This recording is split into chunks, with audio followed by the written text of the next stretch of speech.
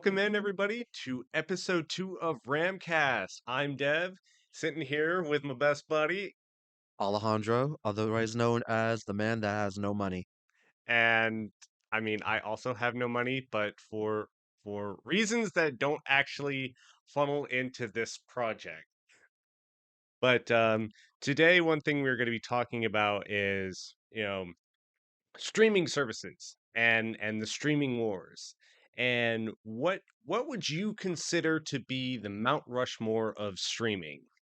See, that's a very multifaceted question because I have two answers for that. The one that I think everyone uses and my personal usage, right? Well, and you get four, and there's so many because like Way too in many. in in America alone, there's over 100 different streaming services available from all sorts of different price ranges. I found some that were as low as like $6, all the way up to like 73 a month. Um, Too rich for my blood on that one. Nope. but so many of them they do different things, and I'd like to say that they do them well. Um, but I think to start it off, we have to start it off with the real granddaddy of streaming services, the one that, so many people kind of wrote off early, Netflix. Joke's on them, I guess. Yeah, jokes on what was it, Blockbuster? Thinking that Netflix is going to go belly up within like their first year. You just reminded me, I used to have this rental store that my family used to go to all the time. Good memories. Anyway, but Yeah. no, yeah, you're right. Like, So, Netflix, starting cost, you can do like a single for like $7 a month. And here's one thing that I found crazy. And in in Netflix's history, they have had over 619 Emmy nominations and over 135 wins. It's like Netflix knows what they're doing. when it comes to actually making stuff and making money, but treating their customers like actual people, I'm gonna disagree with you on that one. I mean, I can't really speak from the business aspect, but also we would like to go ahead and preface this episode is not on a paid sponsorship or anything, although we would welcome it. I, to be fair, I don't think anyone would sponsor me anyway. Um, but with Netflix, I think the thing that they have going for them is they have a number of their own original series, to include original anime, that works for them. You've got shows like Castlevania, you've got Vinland Saga, you've got Jurassic World Camp Wait, Cretaceous. Vinland Saga is on Netflix? Yes. I didn't even realize they were bought out by that. Okay, never mind. Um, Camp Cretaceous, one of my favorites because I love the Jurassic World and Jurassic Park franchise, and am super excited for their new series, Chaos Theory, coming out soon this year. Um, and then you can go into some of the other streaming services that are more geared towards just like regular TV, like Hulu and Paramount.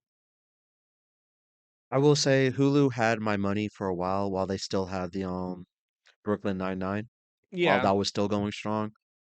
Now that it's over, well, I can't go back to it. and I think the only downside with Hulu is, for those of you that work in the office setting, you know, you have that show that you love to watch, but you don't want to pay for cable, but you can watch it on Hulu. But you're gonna be that day late and the dollar short. So then you have to where it's like, do I call in sick to avoid the spoilers talk, or do I just walk around with earmuffs all day? It actually did.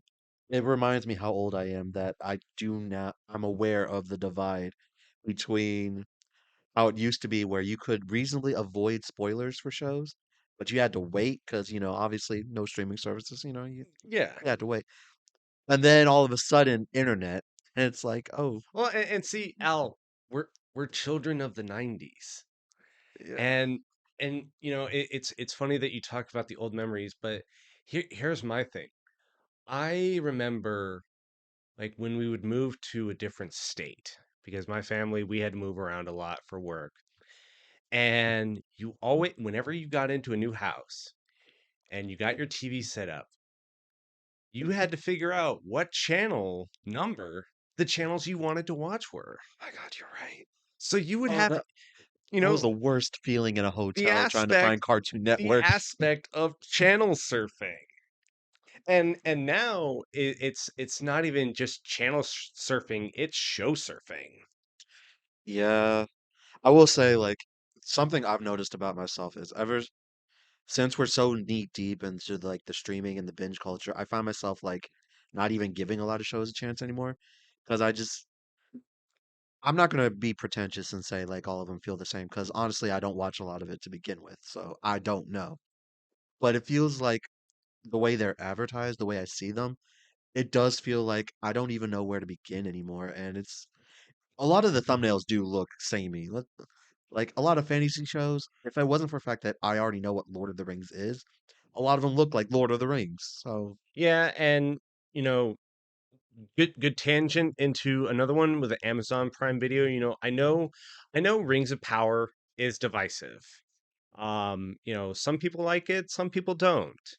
But I think Amazon Prime Video, they're still I still want to think that they're still relatively new. They're still trying to find themselves, to find their niche because the few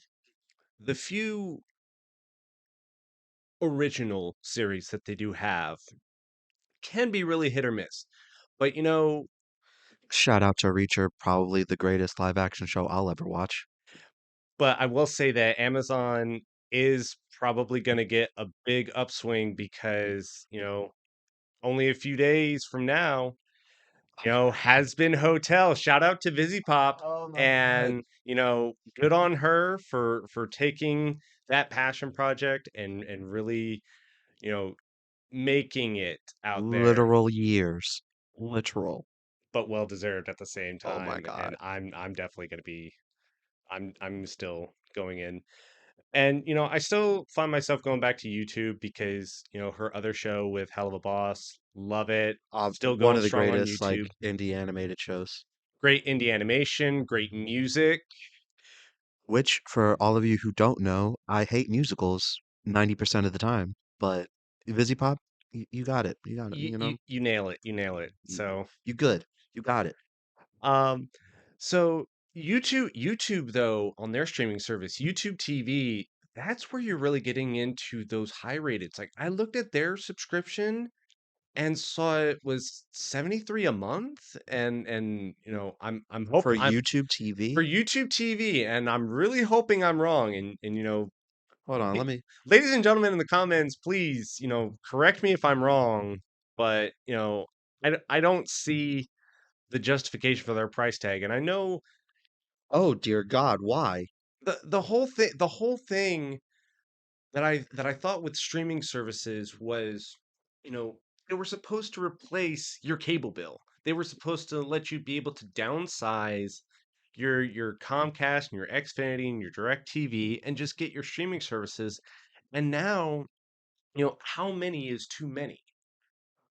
The answer is YouTube TV is too many because I'm looking at YouTube now and I'm looking at like what you get out of it, and it is a cable plan. Like It is a cable straight plan. out, It's it a is straight up just cable a plan. internet cable plan, which is why it costs $72 a month because it's just cable. Like I pay $65 for my internet. Well, and see, here's the other thing. With that, do you still have ads?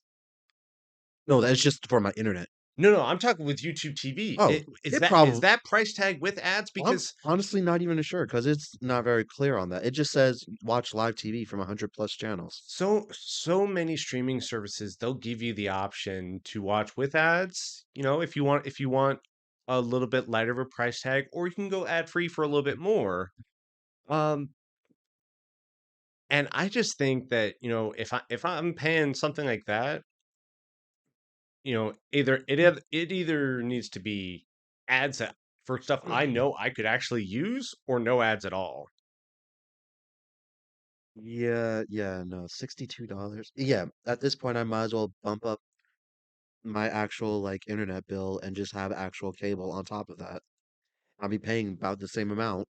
And that kind of can tangent into another, because with YouTube TV, it's a streaming service, but it's more like a streaming hub at that point almost. You can be more selective about what you're looking for, and then you have streaming hubs like Roku and I think it's, which one was it? I think it was Fubo. Fubo. What in the world is Fubo? Apparently it's a streaming hub for the sports fan. You can, you Oh my know, God, it is. create your lineup for whatever teams and whatever sports you want to follow. I'm not one for the shooty hoops and the basketballs. I'm sorry, why is it $80 a month? I tell you, sports fans, they want what they want. Hold on, it's not even just sports. It can't just be sports for $80 a month. Sports, NASCAR. I mean, Oh, it's sports and live TV. okay, sports and live TV. So you get a little bit more of the live TV for that. Great for hosting your Super Bowl parties and uh, So all this really whatever boils else. down to is instead of cable, now the big thing's going to be how many people are going to combine themselves to just being a new cable service. Yeah, and that's what it's gonna boil down to, is what we remember as the cable company, is really just gone to the internet provider. And I just thought about this, even if you got like either Fubo or YouTube TV, you would still have to pay extra because it's not like they're going to add Netflix, which has its own Yep, original stuff, and Amazon, which has its own original stuff that isn't necessarily backed by major companies. yep. So Oh my God, that's an and extra $20 on top of that. No, actually extra 40 if you want both. Yeah, oh my God, it's $100 a month. It's prices like this that make me consider sailing the seven seas. just get your own wooden ship and just plot a course. Very figuratively, of course, but I'm not doing that at the moment. Now, another quote unquote TV service that's out there that has me vaguely interested is Apple TV. Now, I don't I don't have an iPhone or anything, so I don't really fall So I'm into. about to trigger a bunch of people right now. I don't have Apple out of sheer spite. They are way too expensive for technology that is not even as good as the standard. All right. Your iPhones aren't even as good as Galaxies right now. I want you to understand that. All right. All that extra stuff you pay for every new year when a new iPhone comes out, the Galaxies from 2 years ago still outshine you somehow. Yeah. I will die on this hill. I don't care. I mean, When a certain person watches this, I'm probably going to die when I go home, but that doesn't matter. I like the Apple Music. That's not even a good app either. I want you to know that. Anyway, Spotify does Apple Music better. And you don't even get to keep the songs that you like or like save. woof. But I mean, Apple TV only has my interest right now because of Monarch Legacy of Monsters. I'm a big time Godzilla fan.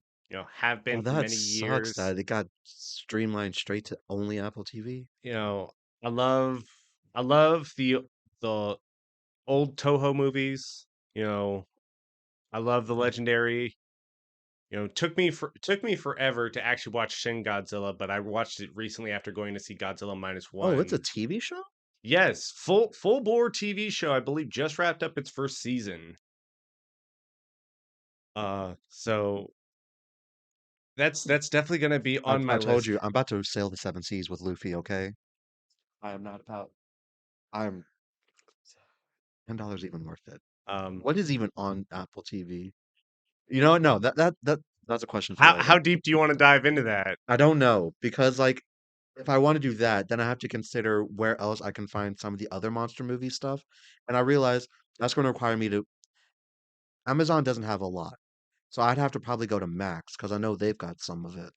I mean, Max, I think, is another one of the really, really good ones because, in 2023 alone, 127 Emmy nominations. Like that's gotta speak to something for quality. And at least they're cheap. Theirs is like $10 a month. $10 a month, and I think you can have it across three different um three different You devices. hear that, Netflix? Yeah, I got my eyes on you. I'm So right here. so much of the spite. But I you know, I think the thing that HBO does well is They have Boondocks, that's what they've got. well, yes, they have some of they have, for us children of the 90s who grew up on Toonami, they have our old school, Adult Swim content that we loved and twisted so many of us to who we are today. I'm looking across the table right now. But also they have both old and new of their HBO original series. We've got Game of Thrones, The House of the Dragons. If you're a history buff like me, go back and watch Band of Brothers. Watch John Adams. You know, some great quality shows, and it that one really is what you were saying earlier with the whole binge society is there are so many shows on Max that you can binge watch and you will still only be a small drop in the bucket. And, It is quite a lot. honestly, I will say that Max is probably my first entry on my Mount Rushmore of the streaming services solely for the premium series and their movie lineup. Okay. So, for me, Max is the most recent entry for me, and it's only because I had it for a while, but then, like, I had to make some tough choices recently. Again, I have no money ever. We are Um, poor. but, Max was on there because it had a lot of, like my Teen Titans and Young Justice Oh when I yeah. was trying to catch up with that. So, Max just had to be there, and eventually no, Paramount had the, Scream series. I take Paramount I kept only because I wanted to binge the Scream series when part 6 came out. See, I think we did a very brief stint with Paramount Plus because my wife loved to watch Below Deck. Just that general kind of trashy reality TV. Uh, You know, there's just definitely a lot of it there. just scratch the itch for bad reality TV with Paramount Plus. Oh, that was the other reason why I liked Paramount because they were the cheapest of all of them. Yeah, I mean, as low as like what was it, $6 a month? Right now it is $6, but I think I paid for it when it was like 5. Now see, still in still keeping with the cheap ones, have you ever looked at Peacock? Okay, I had Peacock when it was free. And the reason I love Peacock is because for some reason Brooklyn Nine-Nine went straight to Peacock. I know they were made by NBC, but you know what? Any way I can get my Brooklyn Nine-Nine fix, I was there. Thank God when I got my internet like set up, they're like, Peacock's free for you. Awesome. Sweet. I can enjoy some of these shows again. By the way, Peacock's no longer free. I hate you. See, I'm the nerd that, I love pro wrestling. You know, when the WWE network kind of went the way of the dodo and was assimilated into Peacock, I had to go there. But the better part is you're right. It's still free. There's still those ad breaks, but I get my premium live Oh no, events. Peacock isn't free anymore. It's not? No, now it's $6. That's why I don't have Peacock anymore, Well, because it was dang. only free for me when I got my internet set up, and I was like, "Bet, cool." Then all of a sudden, like, they just announced, I wanna say within, like, the last 2 to 3 months, "By the way, Peacock's no longer free." I'm like, "Goodbye, I'm out." The But light. yeah, their current premium right now is $6, and you get I mean, that's not bad. 50 always on channels, all the current NBC and Bravo shows, live sports and events, and all that good stuff. And of course, if you don't want ads, Premium Plus, you gotta double that price, bro. 12. Yep. Mm. Well, and unfortunately, because I only really use Peacock maybe once a month, and I'm still keeping it in that $6 range. I won't bump up for the ad list. It's not on there, but I think Netflix and Hulu are on there. And I will give Netflix, again, credit. Best original series. They have a lot of banger shows on there that I think you know, they do what they do well, and it works out for them. And I hate that they do because when their shows suck, oh my God, you could feel it. And I feel like there's got to be some type of distinction between the ones that Netflix like actively fund the right creation of versus when they just buy the rights to it. Because if I remember correctly, Netflix airs Castlevania because they bought the rights to it. I don't think they directly funded its actual creation. I Or wouldn't know it's anything either about it's that. either Castlevania or some other like really big animated show.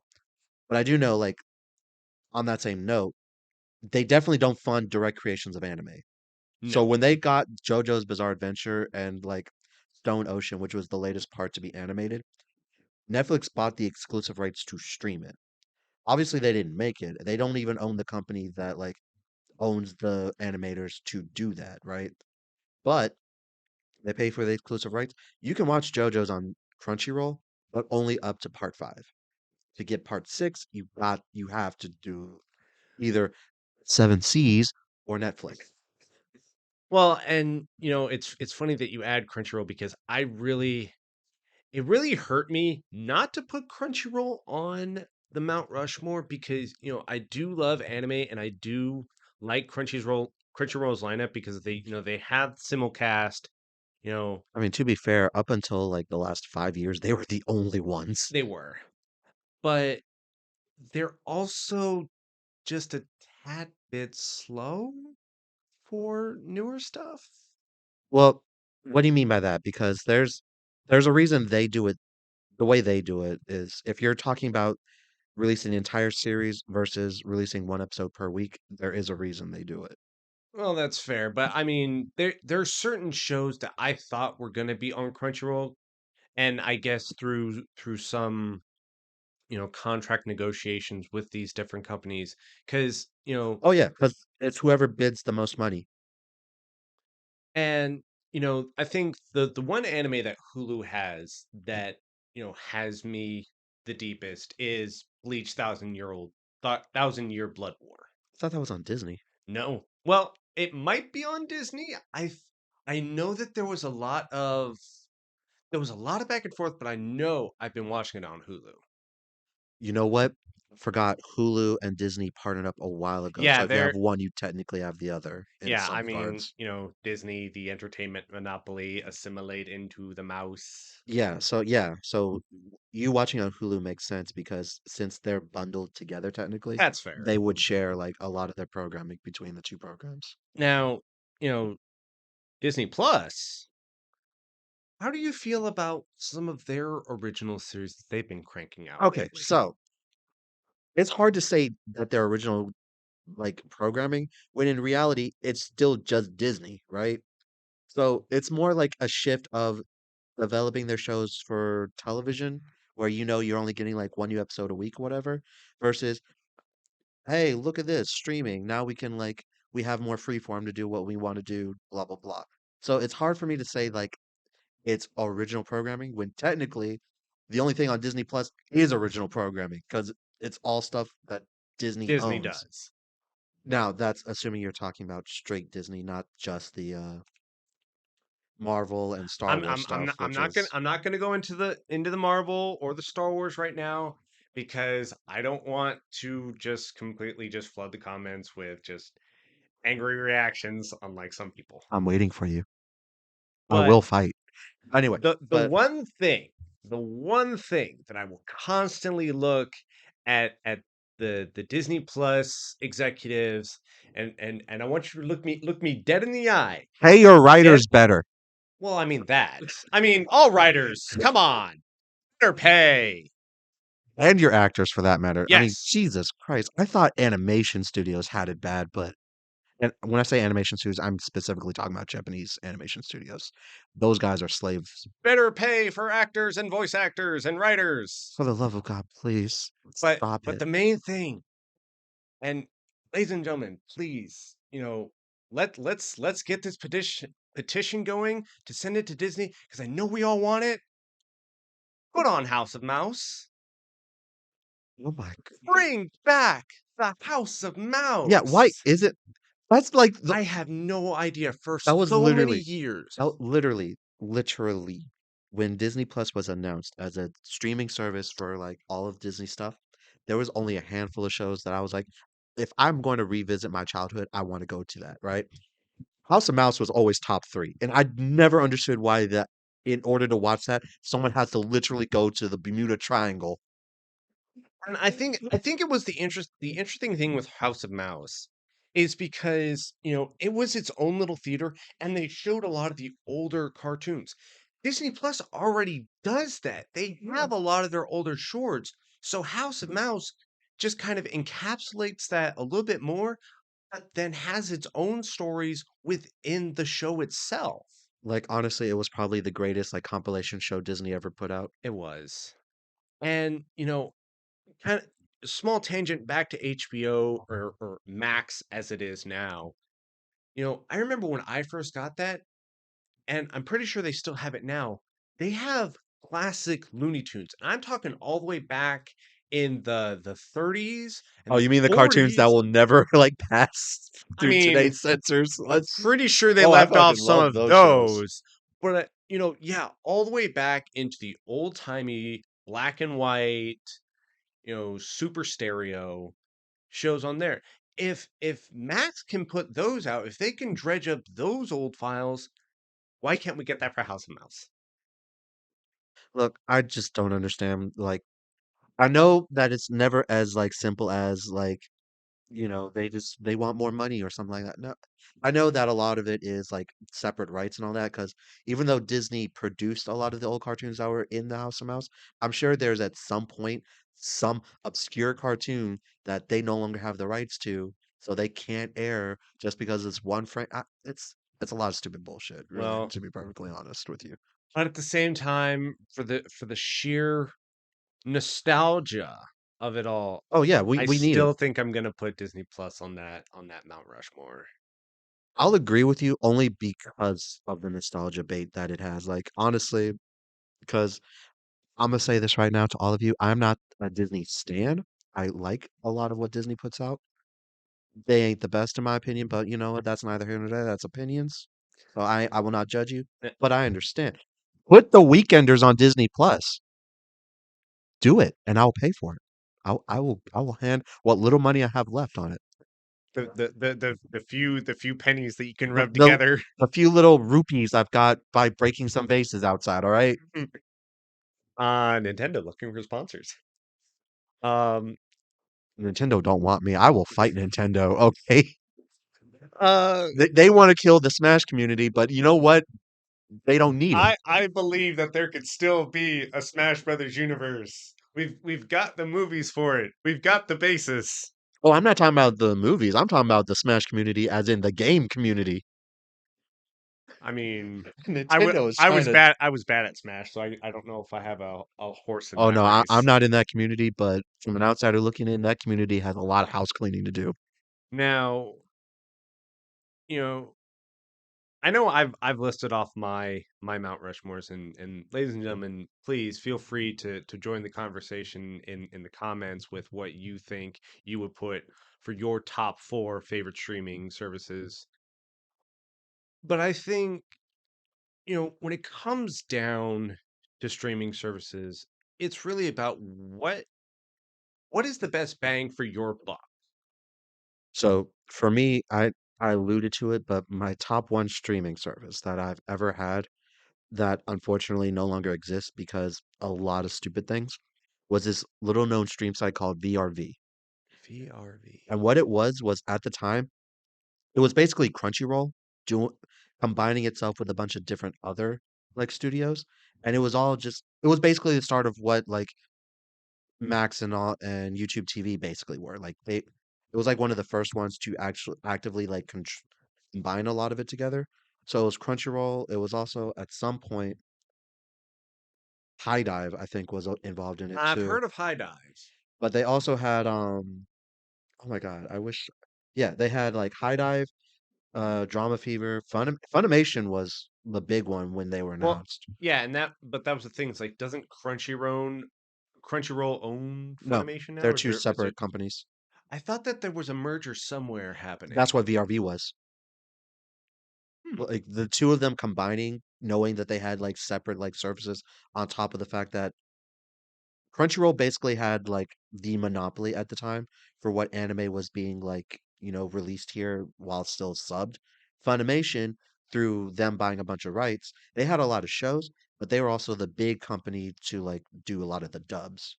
Hmm. So what VRV was at the time, it was Crunchyroll's way of like combining the two of them together to provide an overall service for just anyone wanting to like spend literally only one fee to get the best of both worlds. But at some point they also had like Funimation, Geek and Sundry when they had like their own like network, Machinima, Mundo Media, Mubi was at one point in there.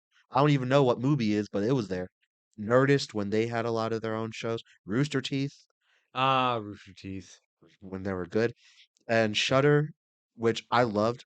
When I had it, Shudder was like the big ad for me because it was a network specifically for horror films. Oh, And I think Shudder still exists as an actual like streaming service. Hold on, let me.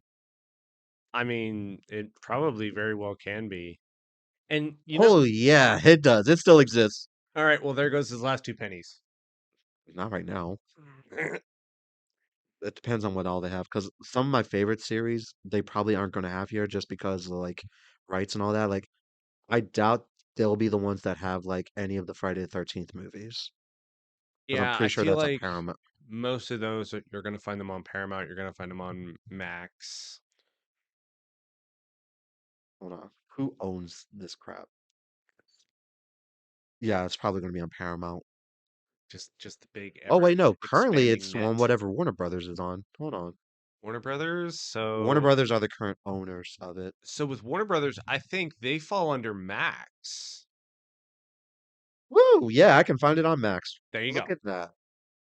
Anyway, but my point is like some of my favorite like big stuff, they're probably not going to be on Shutter because Shutter is like where you find all like a lot of the indie stuff, like the stuff that you're not going to like look to Paramount or Warner Brothers or whatever to shell out a bunch of money for. Yeah. But it's still a cool site to find like a bunch of like really random things you probably wouldn't like think about. It's Well, basically the sci-fi for horror. the sci-fi for horror. Well, Boy, anyone else remember that channel? what sci-fi? I know it still exists, but I mean, man, it's a different beast than what I it mean, was back I then. could tell you one channel that I always remember having to look up and find to write down from my lineup was Spike. Yeah. Anyone remember Spike? Oh my God, man. Like, Some of the greatest shows that that formed my sense of humor. Thousand Ways to Die, bro. yes, that was a really interesting one that I think it even had like a brief stint on Discovery Channel. Um, and what were some of the other one? Mansers was the one that I always stayed up. Mansers? It's a show that's so stupid now, but it's like it was so funny back then. Like I probably could sit down and watch another few episodes of that. So what else do you have for your Oh, yeah, so tops? so my Rushmore number one is VRV just because like it was the best value, especially since I used to watch like a lot of anime, so like it was just the perfect spot for me, right? Netflix has a lot of history with me, and I'm not gonna lie, I had it for a long while, but I go in and out because I don't care a lot about the more recent stuff until they drop like a cool animated series. Like when Voltron dropped, it looked good, had to watch it. Glad I did. I hate that if you have the free version of Netflix, you can't watch it. It's Mm, really dumb, and I hate it.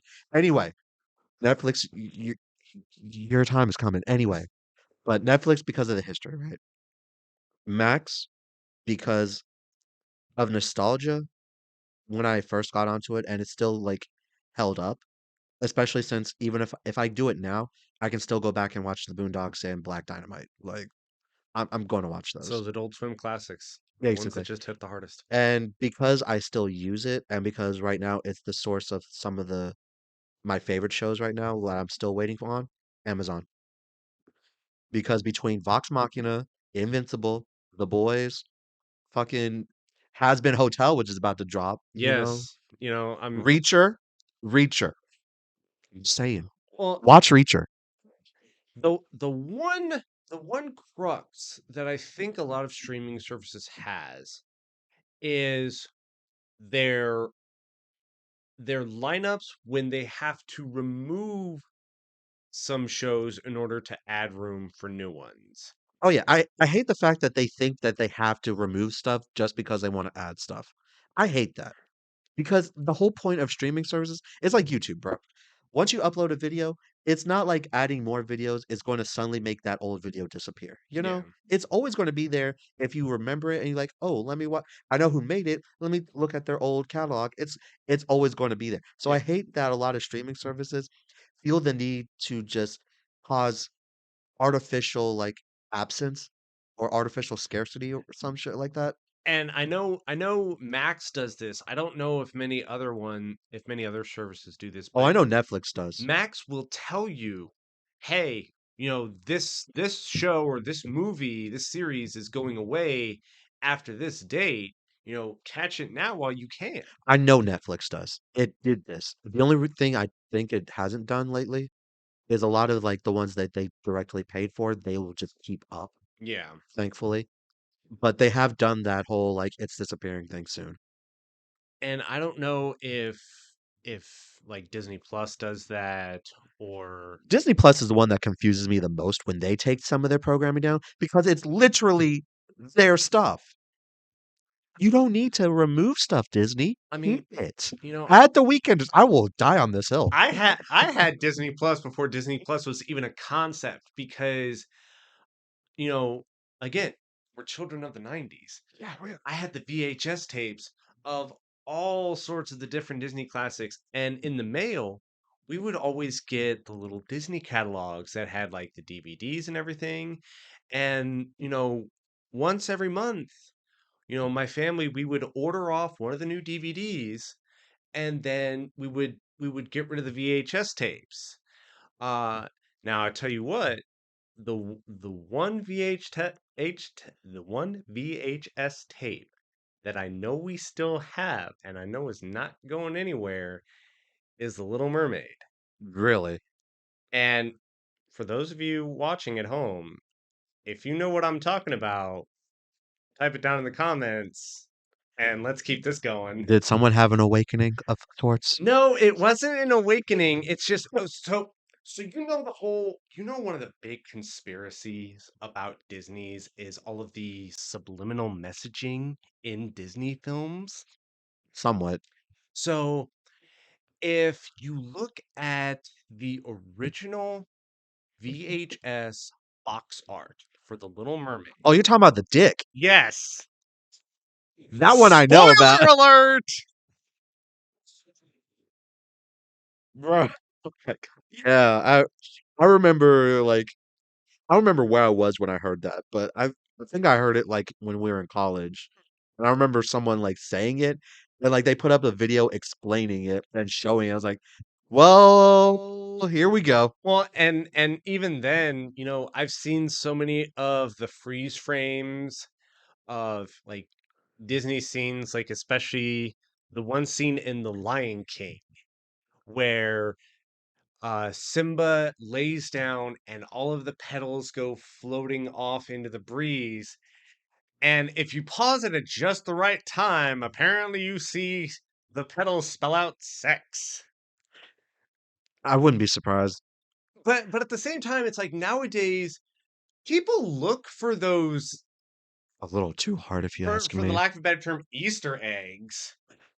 Oh yeah, they do call them Easter eggs these Yeah, days. it's like back in the old days, they were conspiracy theories. Now it's an Easter egg.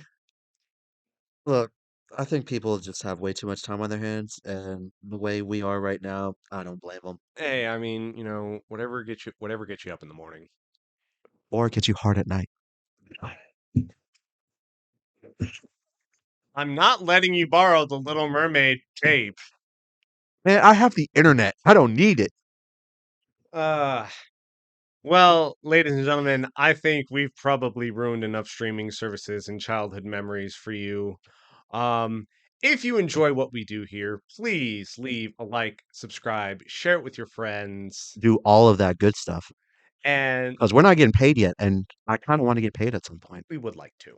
I am literally out of money. We are very poor. So, with that, this concludes episode 2 of Ramcast, and we will catch you on the next one. Add the weekenders.